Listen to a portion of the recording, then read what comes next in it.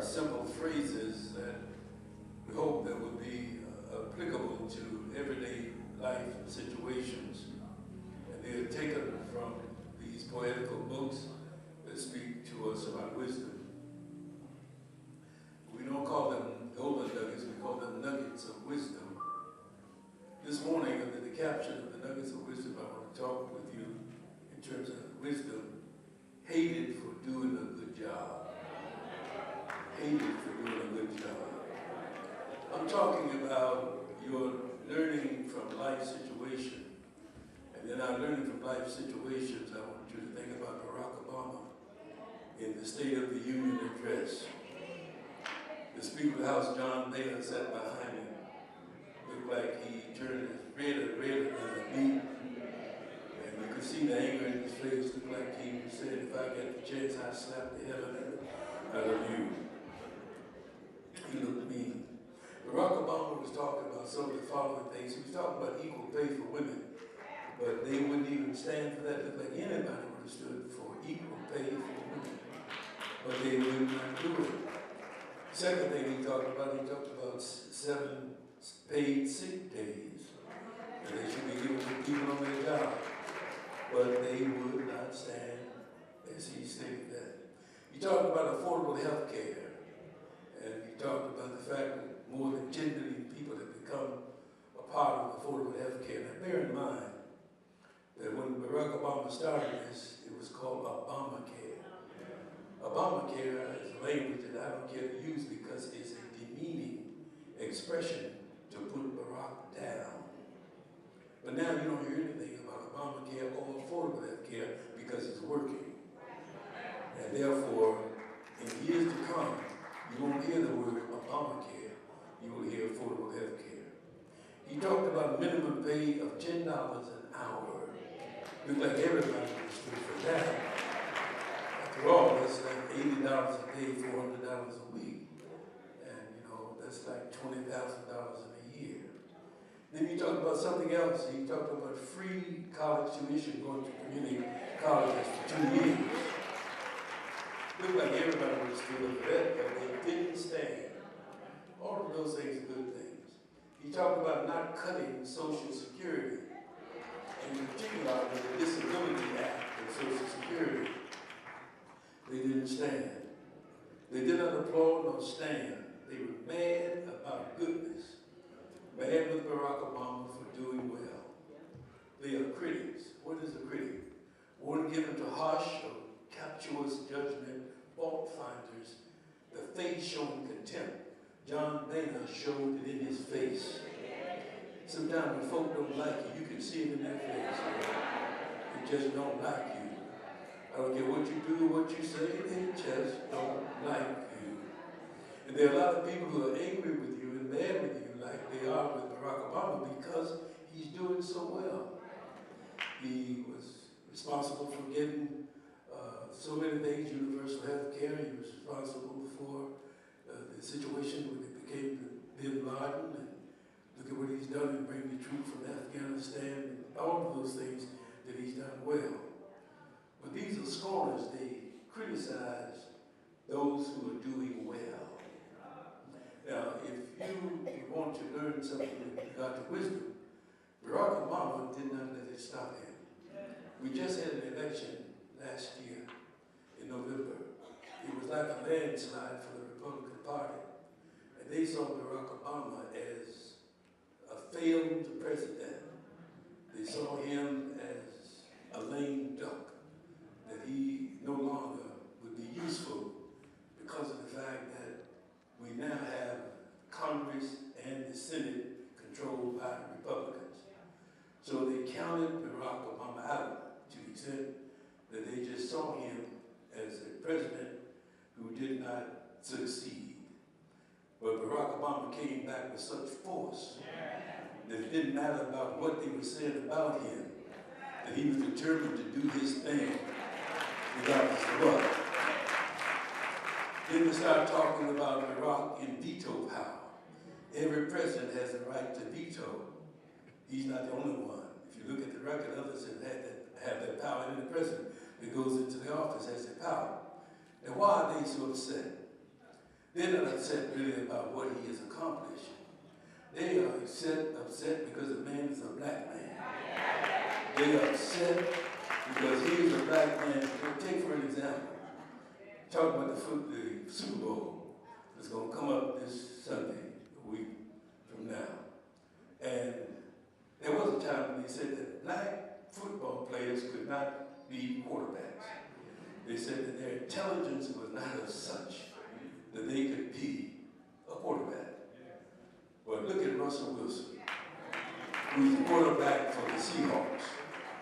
That is a brilliant young black man who has shown them that you can be black and smart. And the truth of the matter is, they dislike Barack Obama because of the fact that he's accomplished so much. And listen to what happened. When Barack Obama went into office, they had a meeting the same day of his inauguration. And they decided in that meeting that they would do everything within their power to stop Barack Obama. But let me tell you, there are other folk who have decided they're going to try to stop you too. But I'm here to tell you, if God be for you, you can get upset all you want, but you can't stop me. And the reason why they are mad with him because he's doing good. And when you are doing so well, and when you are doing well, folk get mad with you. They don't mind it when you don't have as much as they have, but when you look like you're getting something that they don't have, then all hell breaks out. But the fact is, you must tell them just you got to put up with it because you ain't seen nothing yet, because this is the year of divine increase. Yeah. Now let me just give you this. Psalm 1:1, blessed is the man that walks not in the counsel of the ungodly. See, John Boehner and them are giving the wrong advice to the people in the Senate and in the Congress.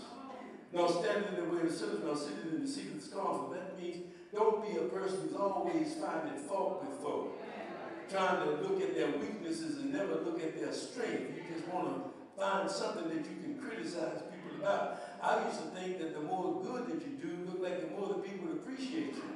It looked like the more good that I try to do, the more mean the folk become. But I can't stop doing well or doing very well because of the fact that it's a part of my DNA. See, that word DNA comes from the word deoxyribonucleic acid test. And then the deoxyribonucleic acid test, that is your DNA. See, in my DNA, I'm a survivor. That's my DNA. I'm a survivor. See, you just don't know my DNA. In my DNA, it tells me I can take it, and as long as you put it out there, because if I can take it, I can make it. That's my DNA. You just don't know my blood type, that's all. And my DNA tells me I've got something working in me that regardless of what you do or how you plot or plan to try to stop me, that's my DNA. And my DNA tells me that I can go through anything if God be with me, that Tell somebody, say, you don't know my DNA.